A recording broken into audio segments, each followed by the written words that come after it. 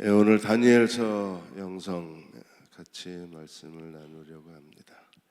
하버드 대학의 그레이엄 앨리슨 교수가 일본의 학술 대회에 참석하셔서 제2차 한국 전쟁이 일어날 가능성이 있다고 언급을 했습니다. 2차 한국 전쟁은 1950년대에 일어난 전쟁과 달리 어쩌면 북한이 일본을 공격할 가능성이 있다고 해서 일본 사람들이 큰 충격을 받았습니다. 이번은 지난 500년 동안에 일어났던 12차례 큰 전쟁의 내용을 분석한 예정된 전쟁 저술가이시고 정치학자이시고 빌 클린턴 행정부 시절에 국방부 차관보까지 지내신 분이시기 때문에 이분의 이런 예고는 한국에도 일본에도 큰 충격이었습니다. 일어날 가능성이 얼마나 있느냐? 50% 이상은 아니지만 그래도 꽤 가능성이 있다고 했습니다. 왜냐하면 미국과 중국의 갈등이 너무 크고 북한이 핵을 포기하지 않을 것이기 때문이라고 했습니다. 이스라엘도 애굽과 아수르, 바벨론 사이에 끼어서 하나님이 계속해서 바벨론 전쟁에 대한 경고를 하셨지만 그러나 이스라엘이 믿지를 않았습니다. 역사의 방향을 바꾼 대규모 전투가 바로 갈그미스 전투입니다. 갈그미스 전투에서 애굽이 크게 패하고, 지도 보여주시죠. 애굽이 크게 패하고 바벨론이 아수르를 삼키고 그리고 애굽까지 정복하면서 유다가 멸망하게 됩니다. 애굽 왕 느고가 갈그미스 전투를 치러 올라가는 그 길목에서 유다의 16번째 왕 요시야가 애굽 군대를 가로막습니다.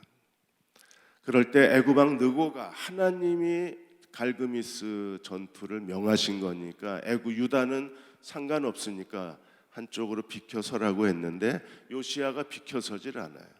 그래서 무기토 전투에서 요시야가 죽습니다. 그리고 유다가 애굽의 식민지가 돼요. 그리고 바벨론은 갈게미스 전투에서 애굽을 크게 쳐서 전쟁에 큰 승리를 거두게 됩니다. 그리고 그대로 밀고 내려와서 애굽이 지배하고 있던 유다까지 삼켜버려요. 그래서 1차, 2차, 3차 예루살렘을 침공해서 전쟁을 일으켜서 유다 왕 그리고 유다 백성들 마지막에는 예루살렘 성전까지 다 불태워지고 이스라엘 백성은 애굽의 70년 포로 생활에 하나님의 고난의 시기가 시작이 됩니다. 바벨론이 왜 이스라엘 백성이 바벨론 70년에 포로로 끌려간 가장 큰 죄는 무엇이었을까요? 우리가 선지서에 두 가지 큰 죄를 지적하고 있습니다. 이 두 가지 죄 때문에 결국에 바벨론에게 이스라엘 백성들이 전쟁에 패하게 되고 예루살렘은 다 불타버리고 예루살렘 성전도 다 불타고 이스라엘 백성은 바벨론의 포로로 끌려가서 무려 70년의 고통의 세월을 보내게 됩니다. 두 가지 죄는 과연 무엇일까요? 그 첫 번째 죄가 우상 숭배의 죄입니다. 그들이 하나님을 버리고 우상을 섬김으로 인하여 하나님도 그들을 버리셨어요. 이스라엘이 하나님을 버리자 하나님도 이스라엘을 버리신 거예요. 그들의 우상 숭배의 숫자가 유다 성읍 숫자만큼 많았습니다. 예레미야 2장 28절에 너를 위하여 내가 만든 내 신들, 너를 위하여 네가 만든 너의 우상들이 어디 있느냐? 유다여 너의 신들이 너의 성읍의 수와 같도다. 이스라엘의 유다의 성읍 수만큼 많은 우상을 그들이 섬김으로 인하여 결국 하나님의 진노를 받았습니다. 하나님은 그들의 우상 숭배의 죄를 책망하기 위해서 계속 선지자들을 보내셔서 그들의 죄를 책망하시고 하나님께로 돌아오라고 계속 말씀하셨지만 그러나 그들은 선지자마저 거절하고 선지자를 죽이고 선지자를 살해한 세대가 되고 말았습니다. 예레미야 32장 33절 34절에 하나님이 이렇게 말씀하셨어요. 그들이 등을 내게로 돌리고 얼굴을 내게로 향하지 아니하고, 등을 돌렸다, 얼굴을 돌렸다, 하나님을 버리고 우상 숭배한 행태를 말합니다. 그들이 등을 돌리고 얼굴을 내게로 행하지 아니하면 내가 그들을 가르치되 끊임없이 가르쳤다. 선지자를 보내셔서 하나님이 그들을 계속 책망하시고 가르쳤습니다. 그러나 어떻게 했나요? 그들이 교훈을 듣지 아니하며 받지 아니하고 오히려 34절 내 이름으로 일컫는 집에 자기들의 가증한 물건을 세워서 하나님의 집을 더럽히고 말았습니다. 그로 인하여 하나님이 그들을 심판하실 수밖에 없었어요. 하나님이 계속해서 선지자를 통해서 그들의 죄가 무엇인가를 책망하셨습니다. 그러나 그들은 자신들의 죄를 인정하지 않고 자신들이 어떤 죄를 지었는지를 알지를 못했어요. 카일 아이들먼 목사님이 은혜가 더 크다는 책에서 이 일에 대해서 쓰셨습니다. 인간은 기본적으로 자신의 죄를 인정하지 않아요. 죄를 감추고 죄를 은폐시키고 죄를 축소시키고 자신의 죄를 인정하지를 않습니다. 그래서 아이들먼 목사는 우리가 만일에 죄를 은폐하고 축소하면 그 죄를 용서하시는 하나님의 은혜를 축소하는 게 되고, 우리가 죄를 감추면 그 죄에 대해서 용서받는 기쁨도 잃어버리게 되는 것이라 그랬어요. 죄를 감추면 하나님의 은혜도 잃어버립니다. 죄를 숨기면 용서받는 기쁨도 얻을 수가 없는 거예요. 아이들먼 목사님이 장나루 목사님의 트위터 글을 읽고 충격을 받았다 그랬습니다. 그 트위터 글에 당신이 만일 당신이 아는 큰 죄인이 당신 자신이 아니라면 당신은 자신을 잘 모르는 것이다. 이 글을 장나루 목사님이 인용해서 트위터 글에 쓴 거예요. 당신이 아는 가장 큰 죄인이 자기 자신이 아니면 우리는 자신을 잘 모른다는 것. 그 글을 읽고 카일 아이들먼은 즉각적으로 마음에 반항심이 생겼다 그랬어요. 그래, 나 죄인이야. 내가 죄인인 걸 나도 알아. 그러나 큰 죄인은 아니야. 그런 생각이 들었대요. 그러나 바울도 뭐라 그랬습니까? 내가 죄인 중에 괴수라 그랬습니다. 가장 큰 죄인이 자신인 걸 아는 사람이 하나님 앞에 서 있는 사람입니다. 그 사람들이 예수 그리스도를 인격적으로 만난 사람인 거예요. 하나님이 계속 선지자를 보내셨지만 그러나 이스라엘 백성은 아직도 자신들이 어떤 죄인인가를 알지를 못한 거예요. 그리고 결국에 하나님의 진노를 받을 수밖에 없었습니다. 두 번째 죄는 안식일, 안식년에 대한 그들의 죄였어요. 하나님 율법을 주시면서 하나님이 신명기 언약을 맺으셨습니다. 율법을 순종하면 복을 받고 불순종하면 저주받는다. 이게 하나님의 통치의 법칙이에요. 하나님이 자기 백성을 다스리시는 하나님 주권의 원리는 단 하나입니다. 순종하면 복을 받고 불순종하면 저주를 받는 거예요. 하나님이 그들에게 안식일을 주신 목적이 어디 있습니까? 왜 안식일을 주셨어요? 안식일을 주신 목적은 하나님이 자기 백성을 거룩하게 하시는 거룩의 표징으로 하나님이 안식일을 지키라고 명령하신 거예요. 그러므로 그들이 안식일을 거부하는 것은 하나님 앞에 스스로를 거룩하게 하는 하나님의 은혜를 버리는 거예요. 거룩하지 못하면 그들은 더러운 백성이요 타락한 백성이 될 수밖에 없는 거예요. 에스겔 20장 12절에 안식일을 주신 목적을 이렇게 말했습니다. 또 내가 그들을 거룩하게 하는 여호와인 줄 알게 하려고 내 안식일을 주어. 하나님이 왜 안식일을 주셨어요? 내가 그들을 거룩하게 하는 여호와인 줄 알게 하려고 내 안식일을 주어 그들과 나 사이에 표징을 삼았노라. 그러므로 안식일을 지키지 않는 것은 이 하나님의 표징을 거절하는, 하나님의 거룩하게 하시는 은혜를 거절하는, 하나님의 목적을 거절하는 거예요. 안식일이 무너지면 이스라엘은 더 이상 거룩한 백성이 될 수가 없는 겁니다. 하나님이 그들에게 안식일에 대해서 계속해서 이렇게 책망하셨습니다. 그들이 안식일을 범한 죄를 그대로 갚겠다 그랬어요. 이스라엘이 안식일을 범한 죄를 하나님이 그대로 갚으신 게 바벨론 침략이에요. 그리고 70년 포로 생활입니다. 예레미야 17장 27절에 어떻게 그들이 안식일을 범하고 하나님이 그 죄를 어떻게 갚으셨는가를 말해요. 그러나 만일 너희가 나를 순종하지 아니하고 안식일을 거룩되게 아니하며 안식일에 짐을 지고 예루살렘 문으로 들어오면, 하나님 뭐라고 말씀하셨어요? 안식일에 아무 노동도 하지 마라, 장사하지 마라.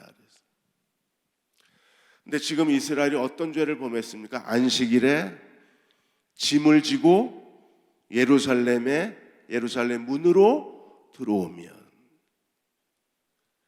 그들이 예루살렘 문으로 짐을 지고 들어온 그 안식일을 범한 죄를 하나님 어떻게 하셨습니까? 내가 성문에 불을 놓아 예루살렘 궁전을 삼키게 하리니 그 불이 꺼지지 아니하리라. 그들이 안식일에 짐을 지고 예루살렘 성문을 드나들었습니다. 그러자 하나님이 어떻게 하셨어요? 그 성문을 불태워 버리셨어요. 그 심판의 불이 꺼지지 아니하리라고 경고하신 거예요. 하나님의 바벨론 군대의 1차, 2차, 3차 침략을 통해서 예루살렘 성문과 예루살렘 성벽이 다 무너지고 예루살렘이 다 불타버린 도시가 된 가장 큰 이유는 그들이 안식일을 범한 죄 때문입니다. 안식일뿐 아니라 안식년, 6년 동안 농사하고 1년은 땅을 쉬어야 돼요. 하나님 1년 동안 땅을 쉴 뿐 아니라 매 안식년마다 그들이 노예로 삼았던, 자기 동족을 노예로 삼았던 노예들을 해방시켜 줘야 합니다. 7년 안식년은 땅을 안식시키는 땅의 안식년일 뿐 아니라 모든 노예들을 해방시키는 해방의 해, 아주 중요한 해였었어요. 근데 이스라엘은 안식년을 지키지 않았습니다. 왜 70년입니까? 하나님이 49년을 할 수도 있어요. 하나님께서 20년을 할 수도 있습니다. 그런데 바벨론 포로 70년을 채우신 이유가 어디 있어요? 역대하 36장 21절에 하나님께서 이렇게 70년의 이유를 설명하셨습니다. 이에 토지가 황폐하여 땅이 안식년을 누린같이 안식하여 70년을 지냈습니다. 이스라엘이 지키지 아니한 안식년을 하나님이 한꺼번에 바벨론 땅에서 이스라엘 백성을 다 바벨론 땅으로 옮겨버리시고 그 땅을 황폐하게 해서 이스라엘 가나안 땅, 약속의 땅을 황폐하게 만들어서 억지로 안식년을 주신 거예요. 이스라엘이 지키지 아니한 안식년, 지키지 않았던 백성을 그대로 바벨론 땅으로 옮겨버리시고, 사람이 떠난 약속의 땅 가나안, 이스라엘 땅은, 유다 땅은 70년 동안 그들이 지키지 않은 안식년의 시간을 갖게 하시고, 그래서 다시 봅니다. 이에 토지가 황폐하여 땅이 안식년을 누린같이 지키지 않은 시간을 하나님이 그대로 다 더해놓고 계신 거예요. 하나님이 얼마나 자신의 세운 언약에 충실하신 분이신가를 우리에게 보여줘요. 이스라엘이 지키지 않은 것에 대해서 하나님이 그대로 다 되찾아 놓으신 거예요. 안식하여 70년을 지냈으니 여호와께서 예레미야의 입으로 하신 말씀이 다 이루어졌느니라. 하나님이 선지자 예레미야를 통하여 계속 경고하셨지만 그들이 경고를 무시했습니다. 그리고 결국에 하나님이 그 안식년을 그대로, 그들이 지키지 않은 안식년을 하나님이 지키신 거예요. 강제로 지키시게 하신 게 바벨론 70년 포로 생활이에요. 유다의 죄는 피 흘린 성읍의 죄. 하나님이 유다의 죄를 마치 두껍게 녹이 쓴 가마솥 같은 그 죄라고 하나님이 비유적으로 설명을 했습니다. 쇠에 녹 쓴 거 보셨습니까? 아주 오래된 녹은 두껍게 녹이 씁니다. 그런 것처럼 유다의 죄는 아주 오래된 녹슨 가마솥과 같은 죄였었어요. 하나님의 70년 풀무불을 통해서 70년 포로 생활을 통해서 하나님이 어떻게 하시기를 원하셨습니까? 이 70년은 안식년, 그들이 지키지 아니한 안식년을 그대로 강제로 하나님께서 이스라엘 땅을 황폐하게 만드셔서 지키게 하셨을 뿐 아니라 그 70년을 통해서 하나님 앞에 범죄한 이스라엘의 죄가 용서받는 시간, 그 죄로부터 정결케 되는 시간이 70년이기도 하셨어요. 예레미야 19장 10절 11절에서 하나님이 70년 포로 생활을 하신 목적을 이렇게 설명했습니다. 여호와께서 이와 같이 말씀하시느니라. 바벨론에서 70년이 차면 내가 너희를 돌보고 나의 선한 말을 너희에게 성취하여 너희를 이곳으로 돌아오게 하리라. 여호와의 말씀이니라. 너희를 향한 나의 생각을 내가 하나니 평안이요 재앙이 아니라 너희에게 미래와 희망을 주는 것이라. 70년이 끝나면 하나님이 내가 너희를 돌보아 주겠다. 그리고 70년은 재앙이 아니라 그들의 미래를 주시고 평안을 주시는 하나님의 은혜라고 말합니다. 70년의 그 식민지 고통의 시간이 왜 은혜가 되나요? 그로 인하여 하나님이 이스라엘의 죄를 다 정결케 하시고 하나님이 이스라엘의 새로운 역사를 시작하시기 때문에 그들에게 미래와 희망을 주는 하나님의 은혜가 되었습니다. 서로 뜨겁게 사랑한 한 부부의 이야기가 있습니다. 그분의 남편의 이름은 김서방이고 아내의 이름은 혜원이라는 것만 알려져 있습니다. 결혼하게 된 두 사람은 남편은 성실하게 일해서 그래서 결혼하면 함께 살 아파트 하나를 준비하고 아내도 아버지가 사업하시는 분이셨기 때문에 그래서 그 집에 가전제품 가구를 준비하면서 두 사람이 결혼을 준비하고 있었는데 아버지가 사업에 실패합니다. 그리고 쓰러져서 병원에 누워있게 돼요. 결혼을 한 달 앞두고 아버지가 사업을 실패하고 쓰러진 겁니다. 그러다 남편 될 사람이 신랑이 그 자기 아내 될 사람에게 찾아와서 내가 미안한데 아파트 구입 준비해 놓았다 그랬는데 사실은 아파트가 내 것이 아니다. 그래서 아내도 말합니다. 괜찮다. 아버지가 지금 사업 망하고 병원에 입원하고 계신데 집이 있어도 내가 아무것도 준비해 갈 수 없으니까 괜찮다고 얘기했어요. 남편이 결혼하고 나서 남편이 월급을 가져오는데 월급이 생각보다 적은 거예요. 그래도 어려운 상황이었기 때문에 월급이 워낙 그런가 보다 하고 이제 둘이 신혼 삶을 시작을 했습니다.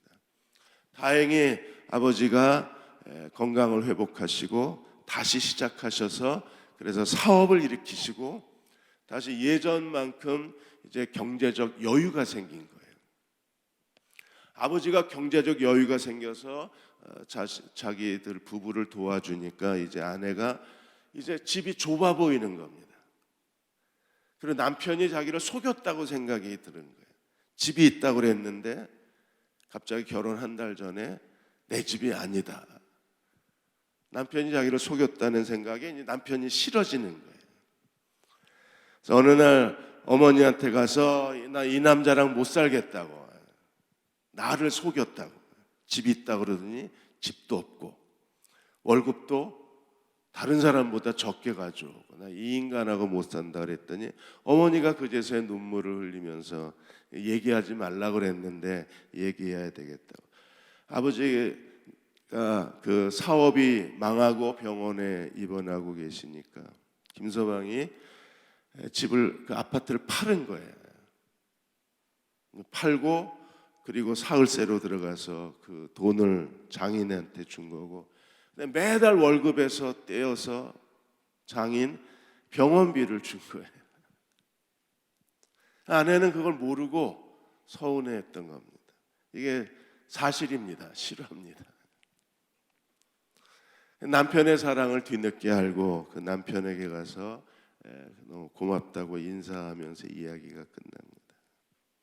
하나님은 더 큰 사랑으로 우리를 몰래 사랑하시는 분이십니다. 바벨론 70년은 저주 같았어요. 그것으로 자신들의 유다 역사가 끝나는 줄 알았습니다. 그러나 하나님이 그렇게 하시는 더 큰 은혜가 있는 거예요. 그들의 우상 숭배의 죄와 안식일을 범한 죄를 깨끗이 씻어내시고 하나님의 진노를 퍼부으셨지만, 그러나 진노로 끝나는 게 아니라 하나님이 그들에게 미래와 희망을 주시는 하나님이셨던 거예요. 이 바벨론 70년의 역사에서 나타난 다니엘서에 나타난 신학, 다니엘서에서 보여준 영성은 과연 무엇일까요? 하나님께서 제일 먼저 다니엘과 세 친구를 통해서 다니엘서에 나타난 하나님의 주권, 다니엘서에 나타난 하나님의 통치, 다니엘서에 나타난 하나님의 구원과 심판이 무엇인가를 우리들에게 생생하게 보여주셨어요. 하나님은 다니엘과 세 친구를 통해서 무엇을 보여주셨습니까? 하나님이 어떤 분이신가? 하나님은 여전히 충성된 자들, 하나님께 충성된 자들을 구원하시는 여호와이심을 우리들에게 증거해 주셨어요. 바빌로니아 고족 고고학자들이 바빌로니아 고대 유적지를 탐사하면서 어느 한 건물터를 그들이 발굴해냈어요. 그리고 건물터 앞에 비석이 하나 있었습니다. 그 비석에 보니까 다른 나라에서 왕족과 귀족들을 끌어와서 그들을 바벨론의 신하로 만든 그 특수학교라는 비석이 세워져 있어요.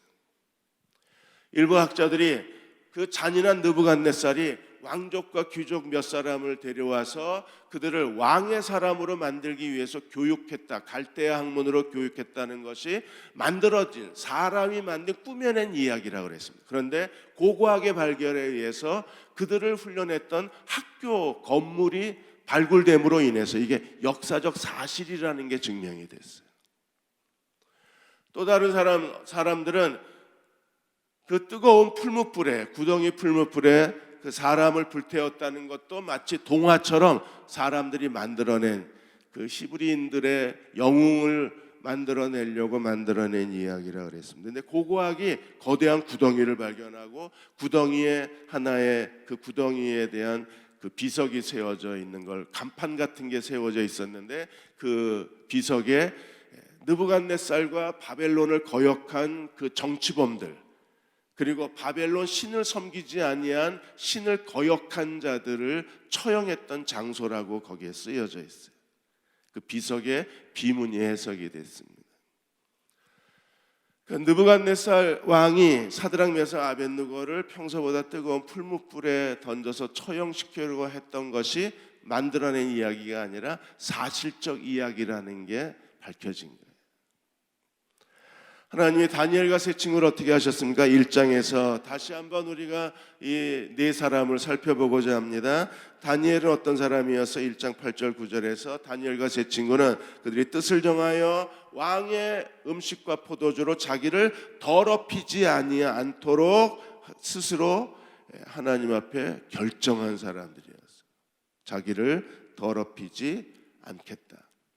그런데 하나님이 어떻게 하셨습니까? 9절에 그들에게 환관장에게 은혜와 긍휼을 얻게 하셨어요. 그리고 하나님이 어떻게 하셔서 17절에 네 소년에게 학문을 주시고 서적을 깨닫게 하시고 지혜를 주시고 다니엘에게는 환상과 꿈을 해석하는 능력을 더하여 주셨습니다.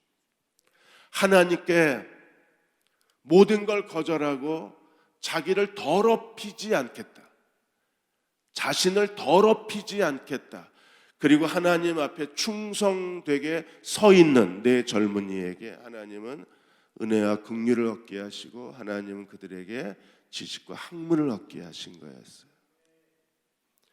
여전히 그들이 포로로 끌려온 바벨론 심판의 땅, 그들이 하나님의 저주받은 땅에서 하나님께 충성된 자들에게 하나님이 어떤 구원을 베풀어 주시는가를 우리들에게 보여주신 거예요. 이 장에서 느부갓네살 왕이 꿈을 꾸고 모든 박사와 술객들을 처형하려고 했을 때 다니엘이 어떻게 했습니까? 2장 17절에 다니엘이 자기 집으로 돌아가서 그 친구 하나냐, 미사엘, 아샤랴에게 그 일을 알리고 하늘에 계신 하나님이 이 은밀한 일에 대하여 불쌍히 여기사 다니엘과 친구들이 바벨론 다른 지혜자들과 함께 죽임을 당하지 않게 하시기를 그들로 구하게 하니라. 버림받은 땅, 저주받은 땅, 심판의 땅, 그 바벨론 땅에서 다니엘과 세 친구가 기도했을 때 하나님이 어떻게 하셨어요? 19절에 이에 은밀한 것이 밤의 환상으로 다니엘에게 나타나 보임에 다니엘이 하늘에 계신 하나님을 찬송하니라. 하나님은 살아계셨어요. 버림받은 땅에서도 그들이 하나님께 충성되었을 때 하나님은 그들에게 은혜를 베풀어 주신 하나님이셨습니다. 3장에서 느부갓네살 금신상에 절하라고 했을 때 사드락 메삭 아벳느고가 어떻게 했습니까? 왕이여 우리가 섬기는 하나님이 계시다면 우리를 맹렬히 타는 풀무불 가운데서 능히 건져내시겠고 왕의 손에서도 건져내시리이다. 버림받은 땅 저주의 땅에서도 하나님을 의지하는 하나님의 종들을 하나님은 구원하시고 건져내시는 하나님이셨어요. 그러나 사드락 메삭 아벳느고는 이렇게 더 고백합니다. 그렇게 하지 아니하실지라도 그리하지 아니하실지라도 왕이여 우리가 왕의 신들을 섬기지도 아니하고 왕이 세우신 금신상에 절하지도 아니할 줄을 아옵소서. 포로로 끌려온 젊은이들이 왕의 특혜를 받아서 낙하산 인사를 해서 다른 사람들에게 질투의 대상이 되었던 히브리 젊은이들이 왕의 특별한 은총을 받았던 세 젊은이들이 그들이 왕의 명령을 거역하면서 이렇게 말합니다. 왕이여 우리가 왕의 신들을 섬기지도 아니하고 하나님이 우리를 구원하지 아니하실지라도 하나님이 우리를 그대로 죽이실지라도 저 뜨거운 풀무불에 시커먼 숯덩이가 되게 하실지라도 우리는 왕의 신들을 섬기지 아니하고 왕이 세우신 금신상에 절하지도 아니할 줄을 아시옵소서. 그게 신앙의 충성의 결단입니다. 그렇게 충성된 이 세 젊은이를 하나님은 풀무불 가운데서 그들을 건져내시고 느부갓네살로 하여금 이스라엘의 하나님을 찬송하게 했던 거예요. 오늘 우리도 하나님의 사랑과 하나님의 은혜를 깨달은 사람들이라면 하나님이 우리에게 어떤 사랑을 베풀어 주셨는가를 깨닫는 사람들이라면 그 하나님을 마음을 다하여 온 힘을 다하여 우리의 목숨을 다하여 하나님을 사랑하는 그리스도의 종들이 되어야 할 것입니다. 우리가 하나님께 드려야 할 최선의 것이 있다면 하나님을 사랑하는 그분에 대한 충성심일 것입니다. 안산제일교회 원로 목사이신 고은 목사님이 그 교회에 박장로라는 분이 계셨어요. 그 평생 장의사를 하시면서 6남매를 키우셨고 그리고 아들 둘을 목사로 하나님께 바치신 분이셨습니다. 부인은 김권사님이라는 분이십니다. 박장로, 김권사 이 두 분은 교인들이 아주 존경하고 교인들이 따르고 그리고 교인들이 크게 신뢰하는 교회의 신앙의 어른이셨어요. 근데 김권사님이 나이 80이 넘어가면서 치매가 왔습니다. 그러자 자녀들이 목사가 둘이나 있었으니까 자녀들이 그 어머니를 제일 좋은 시설의 요양원에 보내서 그래서 거기서 치료받으면서 우리가 돌보겠다고 아버님 걱정하지 마시라고 이렇게 얘기했는데 그 장로님이 모든 자녀들의 요구를 거절했어요. 좋은 시설에서 치료받으면서 자기들이 매일 찾아가서 간호하겠다는 자녀들의 그 제안을 거절하고 정리하고 시골로 들어갔어요. 공기 좋은 시골에 집을 하나 짓고 그리고 이제 아내의 치매에 병수발을 하는 거예요. 아내 대소변 다 받아내고 그리고 목욕을 시키고 자기가 집안 청소하고 그리고 매일 데리고 산책하면서 운동하고 그리고 건강이 괜찮으면 아내를 데리고 데려와서 둘이 손잡고 옆에 앉아서 예배드리고, 아내가 오지 못할 상황이 되면 이제 그 목사님 방송을, 우리 녹화 방송을 보면서 그렇게 예배를 드렸습니다. 어느 날 고은 목사님에게 박 장로님이 이렇게 얘기하신 거예요. 힘들지 않으냐 그랬더니 힘들지 않다고. 지금까지 아내가 나한테 모든 걸 바쳤는데 이제 내가 아내에게 모든 걸 바칠 때가 됐다. 아내가 저렇게 된 건 다 자기 때문이라고 말했습니다. 박 장로님이 예수 믿기 전에 그냥 술, 담배에다가 여자 문제 이렇게 해서 재산을 다 탕진하고 정말 험악한 인생을 산 거예요. 그것 때문에 아내를 너무 괴롭히고 아내에게 큰 고통을 준 겁니다. 내가 아내에게 고통을 주고 너무 큰 아픔을 주어서 나 때문에 내 죄값으로 아내가 저렇게 됐으니까 이제 내가 아내를 돌보면서 내 죄값을 치르고 싶다고. 이분은 사랑이 뭔지를 아시는 분이신 것 같았어요. 우리도 하나님이 우리에게 어떤 사랑을 주셨는가를 안다면 우리도 마땅히 하나님께 마음과 뜻과 목숨을 다 바쳐서 그분을 사랑할 줄 아는 그리스도의 종들이 되어야 할 것입니다. 사드락 메삭 아벳느고는 그들이 젊은이였음에도 불구하고 아마 20대 30대였겠죠. 그럼에도 불구하고 그들은 자기들이 그 뜨거운 풀무불에 그냥 시커먼 숯덩이로 자기 인생이 끝난다고 할지라도 그들은 하나님께 대한 절대 충성, 절대 순종을 지킨 거예요. 하나님이 우리를 구원하지 아니하실지라도 우리가 왕의 신들을 섬기지도 아니하고 왕이 세운 금신상에 절하지도 아니할 줄을 아시옵소서. 그 단호함이 그들에게 있었어요. 지난 2019년 한 해 동안에 우리는 하나님을 어떻게 섬겼는가를 되돌아보고 싶습니다. 그리고 남은 생애 동안에도 하나님 앞에 다니엘과 세 친구처럼 하나님께 충성된 그분의 종이 되고 싶습니다. 하나님이 4장에서 느부갓네살은 어떻게 했나요? 이스라엘 백성을 포로로 끌고 오고 예루살렘을, 하나님의 거룩한 성 예루살렘을 다 불태워버리고, 그리고 하나님의 그 거룩한 성전도 불태워버렸던 느부갓네살에 대해서 하나님이 어떻게 하셨어요? 하나님의 주권을 가리키셨습니다. 느부갓네살이 하나님의 백성, 하나님의 도시, 하나님의 언약의 땅 다 짓밟고 불태우고 죽이고 포로로 끌려왔습니다. 그 느부갓네살에게 하나님은 하나님이 누구이신가를 가르치셨어요. 하나님이 느부갓네살, 바벨론 느부갓네살 심판의 도구로 쓰신 분은 하나님이셨어요. 그러므로 하나님이 그를 심판의 도구로 쓰셨다는 걸 하나님이 가르치셔야 했습니다.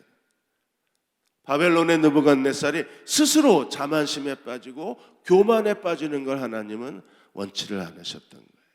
그래서 하나님 뭘 가르치셨습니까? 4장 26절에 그들이 나무 뿌리에 그루터기를 남겨두라 하셨으니 하나님이 인간 나라를 다스리는 줄을 왕이 깨달은 후에 왕의 나라가 견고해지리이다. 하나님이 인간 나라를 다스리시고 하나님이 원하시는 자를 세우시는 줄을 느부갓네살이 깨달은 후에 그가 하나님의 심판의 도구였다는 걸 겸허히 받아들이는 거예요. 이 모든 일이 하나님의 섭리와 통치와 주권 아래 이루어진 사실이라는 것을 느부갓네살이 깨닫기를 원했어요. 그래서 4장 37절에 그러므로 나 느부갓네살은 하늘의 왕을 찬양하며 친송하며 경배하노니 그의 일이 다 진실하고 그의 행하신 일이 의로우심으로 교만하게 행하는 자를 그가 능히 낮추심이라. 하나님이 하나님의 주권을 가르치신 거예요. 이 모든 일이 느부갓네살이 자신이 리더십이 뛰어나고 자신의 그 바벨론 군대가 자신이 그 뛰어난 군대의 그 왕이 되어서 이 모든 일이 자기의 성과, 자기의 업적, 자기의 자랑, 자기의 능력이라고 착각하지 아니하도록 하나님이 이스라엘의 심판의 도구로 사용된 느부갓네살을 가르치신 거예요. 하나님은 스스로 교만해지는 걸 원하지는 않으셨던 거예요. 무엇보다도 5장에 이제 다음 주부터 보게 될 5장에서 보시면 다리오 왕이 하나님의 성전의 기물을 가지고 술을 마시려고 했어요. 하나님의 성전 기물을 모독한 겁니다. 그로 인해서 하나님이 손가락 글씨가 나오고 결국 다리오 왕 시대가 끝나고 하나님이 새로운 시대를 여시게 돼요. 하나님의 백성을 심판했습니다. 그러나 하나님이 모욕받으실 수는 없는 거예요. 그래서 주권을 가리키시고 하나님의 성전이 다 불탔습니다. 하나님을 예배하기 위해서 사용됐던 성전의 기구를 가지고 그들이 술 마시는데 그 거룩한 그릇을 사용하는 그들의 그 하나님을 모욕하는 그들의 행위, 그 가증한 행위, 하나님께 대해서 하나님을 업신여기는 그들의 행위를 하나님이 심판하시고 아예 바벨론 시대가 끝나고 이제 메데 파사 시대가 시작되도록 하나님께서 그들을 심판해 버리시고, 하나님은 오늘도 하나님의 주권을 계속해서 우리들에게 가르치고 계신 하나님이셨습니다. 바벨론 70년 포로 후에는 어떤 일이 일어날까요? 바벨론 70년 포로 후에 하나님이 선지자를 통해서 약속하신 것이 무엇입니까? 새 언약 시대를 여시겠다 그랬어요. 그래서 예레미야 31장 31절에 33절까지 새 언약 시대를 하나님이 선포하셨습니다. 여호와의 말씀이니라 보라 날이 이르리니 내가 이스라엘 집과 유다의 집에 새 언약, 옛 언약은 끝났어요. 모든 게 다 불타버리고 모든 게 무너지고 모든 게 사라져버렸어요. 폐허가 됐습니다. 하나님이 율법의 옛 언약 시대를 이제 끝냈다고 말씀하세요. 새 언약 시대는 이제 종말을 고했습니다. 이제 하나님은 옛 언약 시대는 종말을 고하고 새 언약 시대를 시작하겠다고 선포하신 거예요. 그래서 32절에 이 언약은 내가 그들의 조상들의 손을 잡고 애굽 땅에서 인도하여 내던 날에 맺은 것과 같지 아니할 것은 내가 그들의 남편이 되었어도 그들이 내 언약을 깨뜨렸음이라 여호와의 말씀이니라. 옛 언약은 이제 끝났어요. 하나님이 그들의 남편이었고 이스라엘은 그의 아내였지만 결국 우상 숭배로 인하여 그들은 바벨론에 다 끌려온 포로가 되고 말았습니다. 그래서 33절에 하나님이 새 언약을 맺으셨습니다. 그러나 그날 후에 내가 이스라엘 집과 맺을 언약은 이러하니 곧 내가 나의 법을 그들의 속에 두고 그들의 마음에 기록하여 나는 그들의 하나님이 되고 그들은 내 백성이 될 것이니라. 여호와의 말씀입니다. 옛 언약은 하나님이 돌에다가 하나님의 율법을 기록했습니다. 그러나 새 언약은 우리의 마음과 생각에 하나님의 율법을 기록할 것이라고 말씀해 주셨어요. 그리고 그리스도가 오시고 십자가에 죽으시고 부활하심으로 말미암아 새 언약 시대가 시작이 되었습니다. 사랑하는 여러분, 이 모든 일이 하나님의 주권, 하나님의 통치, 하나님의 섭리 가운데 이루어진 일입니다. 하나님은 오늘도 살아계셔서 우리를 다스리고 계신 하나님이심을 믿어야 합니다. 아무 일도 일어나지 않고 우리가 어떻게 살아도 하나님이 가만히 계신 것 같아요. 한 발짝 밖에 내디뎠는데 아무 일도 일어나지 않습니다. 남은 발도 한 발짝 더 나갑니다. 문을 열고 나갑니다. 아무 일도 일어나지 않습니다. 그러자 마음대로 들어갔다 나갔다 합니다. 아무 일도 일어나지 않습니다. 그런가요? 어느 날 하나님의 주권의 손이 하나님의 그 손을 드는 순간에 우리는 그 하나님의 심판을 피할 수가 없는 거예요. 하나님의 책망과 징계를 피할 수가 없는 거예요. 하나님이 다니엘서를 통해서 보여주신 게 무엇입니까? 결국에 이스라엘이 유다가 망한 이유가 뭐예요? 그들이 하나님이 명한 율법을 불순종하다가 망한 거예요. 그러나 버림받은 땅에서도 하나님께 충성된 자들에게 하나님의 구원을 보여주시고 하나님의 영광을 드러내어 주셨어요. 그리고 이스라엘 백성을 포로로 끌고 온 그 땅에서 하나님은 자신의 이름이 모욕당하는 걸 참지 않으셨어요. 느부갓네살에게 하나님이 모든 나라를 다스리시는 분이심을 명백하게 가르치시고, 그리고 하나님의 성전 기물을 더럽히고 하나님의 성전 기물을 함부로 사용하는 다리오 시대에 하나님은 그 시대가 끝나게 만들어 버리시고 새로운 제국의 시대를 여신 거예요. 우리도 하나님께 충성을 다해야 합니다. 그리고 하나님께 우리가 순종하는 자리에 서 있을 때 하나님은 우리에게 새로운 은혜의 자리로 데려가 주시고, 그리고 하나님의 놀라운 구원을 우리에게 보여주실 것입니다. 너 뭐하다 왔니라는 책을 세계로 선교대학 총장이신 이은상 총장님이 이 책을 쓰셨습니다. 이 분은 미국의 캘리포니아 주립대학의 교수 부부입니다. 남편도 교수고 이분도 교수님이셨어요. 20대에 미국에 유학을 가서 원인 모를 병원에서 병의 원인을 찾지를 못했어요. 그런데 기도하고 기도로 하나님 놀랍게 치유를 해주셨습니다. 그 뒤에 이 부부는 정말 열정을 다해서, 그리고 이 남편을 만나서 이제 결혼하고 두 부부가 캘리포니아 주립대학 교수가 되셨는데 하나님께 아주 헌신된 분이셨습니다. 그러다가 1989년에 한국에 세미나가 있어서 한국에 왔다가 어느 한 그 집회에 참석해서 거기서 하나님의 음성을 들어요. 너 뭐하다 왔니? 내가 너한테 많은 재능을 주고 또 많은 좋은 것을 주고 많은 은사를 줬는데 너는 뭐하다 왔니? 이 말씀에 두 부부가 짐을 다 쌉니다. 하나님이 자신들을 선교사로 부르셨다고 확신하고 짐을 싸요.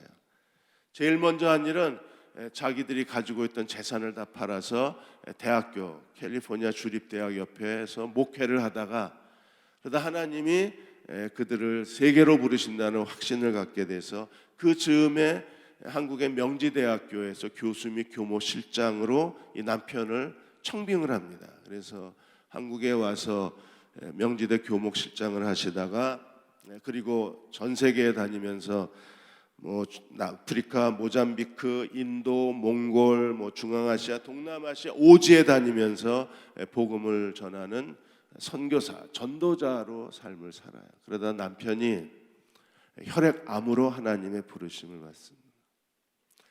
남편이 떠나고 나서도 이 이은상 총장님은 계속해서 세계로 선교대학 총장이 되어서 하나님의 부르심에 지금도 순종하고 있는, 하나님의 한마디 말씀에 너 뭐하다 왔니? 이 한마디 말씀에 부부는, 그분이 캘리포니아 주립대학의 차기 총장이었어요. 남편이 총장감이었어요. 총장 후보였어요. 모든 걸 다 포기하고 그들이 한국에 교목실장으로 오고, 그리고 전 세계 오지에 다니면서 선교사의 삶을 살았습니다. 그게 순종이고 그게 하나님께 드리는 충성입니다. 하나님께 마음을 다해서 충성하셔서 하나님이 착하고 충성된 종아 잘하였다 칭찬받는 저와 여러분 되시기를 주의 이름으로 축원합니다. 우리의 심령 주의 것이니 주님의 형상 만드소서. 주인도 따라 살아갈 동안 사랑과 충성 늘 바치오리다.